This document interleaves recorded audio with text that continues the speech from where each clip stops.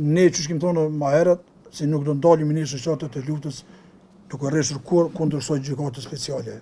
Jo kundër drejtësisë, por kundër padrejtësisë që po ndodh në gjykatën speciale. Dhe ne kemi gjetë mbështetje nga 7 universitetet të Kosovës, Tiranë 1 edhe 2 në Shkup edhe Tetovo. Ne kemi përgatitur ta bëjmë një peticion kombëtar. Ku pesë peticioni do të fuqi e kemi edhe online edhe me letra. Vendimi që pritet ka peshë historike, juridike dhe politike.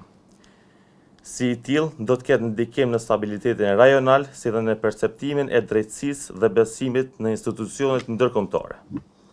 Andaj, ne konsiderojmë se vendimi duhet të bazohet ekskluzivisht në prova dhe fakte të administruara në gjykim. Çdo ndikim i drejt për drejt apo tërthur politik do të dëmtonte rënd kredibilitetin e drejtësisë ndërkombëtare, e cila presim të jetë e paanshme dhe pa standarde të dyfishta. Kërkojmë respektim të plotë dhe të pakushtëzuar të drejtave themelore të akuzuarve. Respektim të ligjit për dhomat e specializuara të miratuara nga Kuvendi i Kosovës, si dhe respektim të plotë të Kushtetutës së Republikës së Kosovës, që garantojnë proces të drejtë, transparent dhe të paanshëm, në përputhje me standardet më të larta të drejtësisë.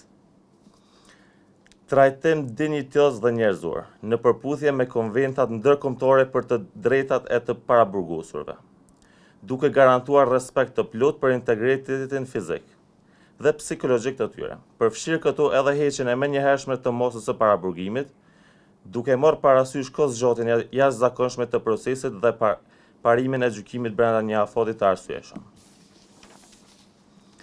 Vlerësim rigoroz, profesional dhe plotësisht të paanshëm të provave, në përputhje me standardet ndërkombëtare të pranueshmërisë, duke përjashtuar çdo provë që nuk përmbush kriteret e besueshmërisë, autenticitetit dhe lishmërisë procedurale.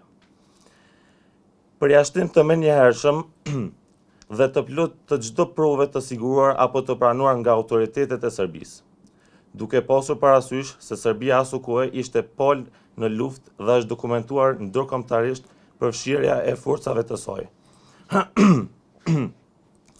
Përfshirja e forcave të saj në krime dhe masakra të kryera në Kosovë.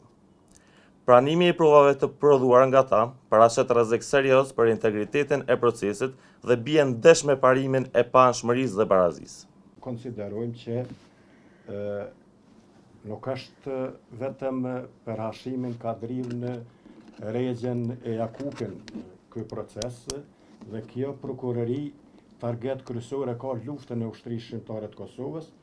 Dhe ju e dini me terminologjit brenda ligjit të dhomave të specializuara se si kvalifikohet lufta e drejtë dhe e pastër e ushtrisë shqiptare të Kosovës, pra si një organizatë përbashkë kriminale, dhe ne e pam edhe gjatë fjalës përfundimtare të prokurorisë se sa herë brenda një afatit të shkurt përmendet UÇK-ja, pra lufta e ushtrisë shqiptare të Kosovës.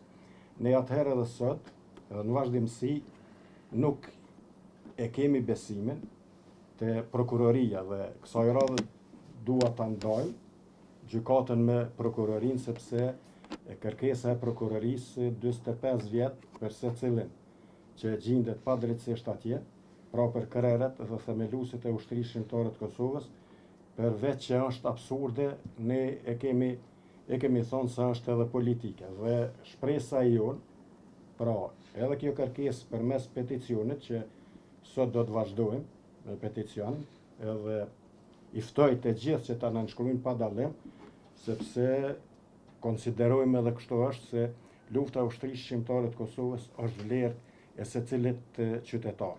I ftojmë edhe institucionet dhe partitë politike që ta nënshkruajnë peticionin dhe të japin kontributin e tyre.